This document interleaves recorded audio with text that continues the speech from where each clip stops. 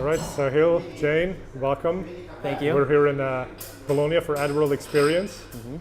And it's after our session, so we're having a typical Italian aperitif. So we do it. And let's talk PPC. So Sure. what are you talking about here at the show? So my topic was about what we're calling closed loop reporting. And so the idea, very simply put, is as PPC people running these ad campaigns, and more often than not, we stop at like the lead when we've gotten the lead or the conversion. Sometimes we'll talk about the marketing qualified lead. But what we're urging a lot of PPC marketers, because they're rising in the organization and they're becoming basically the revenue drivers, we're urging them to go deeper down the funnel. And so it's important that in your reporting with your paid performance, you bring in things like SQLs from Salesforce. Or if you're e-com, you bring in that transaction data that you get from Magento or Shopify and marry that back to your performance data. So that's kind of what I was talking about and how to pull that off. And as an agency, it becomes tricky, but that was the conversation. And how does that sort of compare to what Google's doing in terms of the data-driven attribution? Yeah, no, it's really similar. I mean, attribution obviously is the first thing that comes to mind. Yeah. I think the key is that, if you think about it, so today a modern marketer is what we call them. They're running ad campaigns and then they get the ad campaign data back. Then they most likely go talk to the data analytics team, or they work in GA or Adobe Analytics and pull that information back. And that might have some of their attribution data if you're using the modeling in there. But then even further, you have to start breaking through to like the CRM, so Salesforce or HubSpot or the marketing automation system to get that actual lead data and information and CAC, LTV, all the different metrics. So it's really about understanding the holistic picture a little bit better. That's right. And I guess the premise is that, look here, we're joined by Andrew Lolk. We're on our video. You want to be in yeah, come on in, Andrew. Join us. Well, just So, trying, Andrew, trying to find Coke Zero somewhere. Coke Right Zero? here, man. Yeah, get your Coke Zero and then join us. So yeah, it's really about that holistic picture, right? So that you, I'm assuming your competitor is going to be doing this. They have a more holistic picture, so they can actually set the bid that makes more sense. And if you're not doing it, you're going to not bid as aggressively. Yeah, and like behind. everyone's talking about directional data, right? So for us, if you're just optimizing or reporting on the top of funnel metrics, which it makes sense. As paid marketers, we started by driving leads. Yeah. Once you had the lead, it was sales' job to go close them and do whatever they wanted with them. But the vast majority of conversions, especially with B2B, are happening offline, right? They're happening on a call, or they're happening through a long sales negotiation. And so as a paid person, we want to be able to see, it may be the case that, let's say Facebook drives 50 leads and they're the lowest, they're $100 CPL. But then you also have, LinkedIn that drives 20 leads at a $500 CPL. It doesn't necessarily mean that LinkedIn is not the performant channel, right? If you go further down the funnel, you might see that those MQLs turned into 4 customers for LinkedIn, only 1 for Facebook, in which case you'd be better off optimizing for LinkedIn. Right. And then the big question too is deduplication, right? Because usually now you look at your LinkedIn data and your Facebook data separately, and then they each claim credit. Yeah, I was speaking to someone else at the conference and they were like, my report showed that we had $1 million of extra revenue.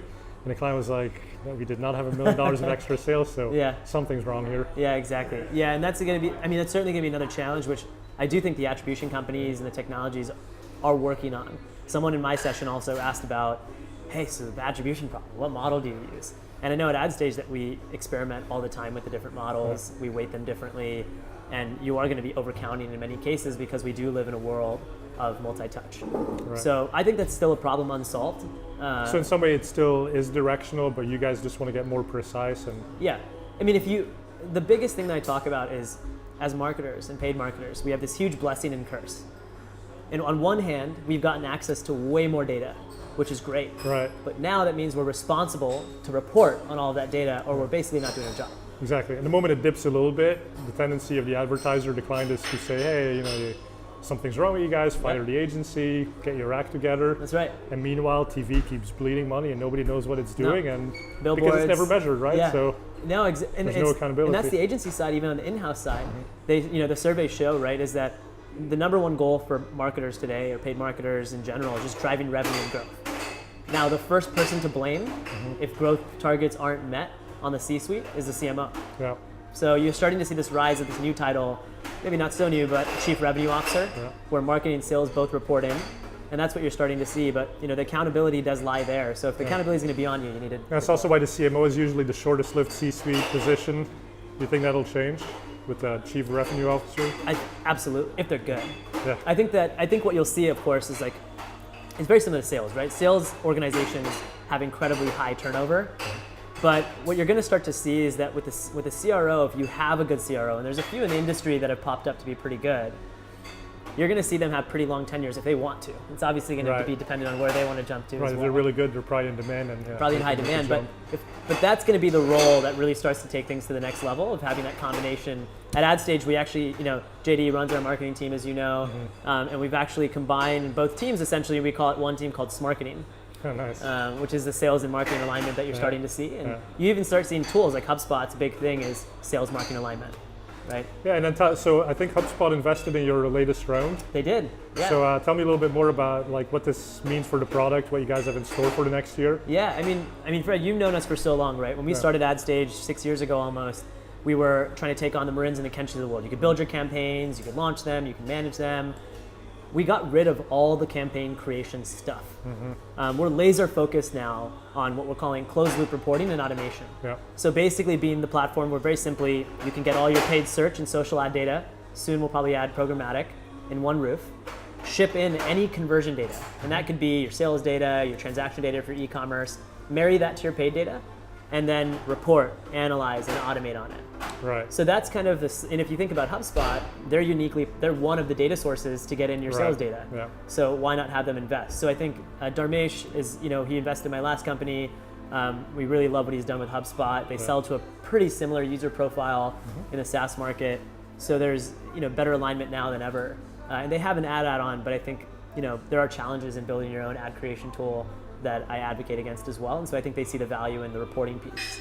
Nice. So that's the alignment with them. Cool. If people want to catch up with you, any other places you're traveling to, speaking? Yeah, so we speak a lot. I'll probably be at, the next big one I'll probably do is later in the year. I'll be at Inbound. Okay. For HubSpot, at least I think we will be. Hopefully, after they've invested, they got some incentive. Yeah, I have a pretty good feeling we'll probably be there. I've been there the last few years. But we have it up on our blog as well, and we often have our PPC podcast that you've been on, the PPC show, which is every week. And so if you want to catch up with us, just come check out our blog and read the content and let us know what you think. Great. Hey, well, thanks for chatting. Yeah, thanks. Appreciate it. And cheers. Cheers to Have Italy. a good trip. Yeah, to Italy. By the way, did you see Mark Zuckerberg awkwardly drinking on camera yesterday? Oh, yeah. Let's not be awkward when we drink here. The best part was when Zuckerberg basically said, when he asked him, hey, how do you guys sustain a free business?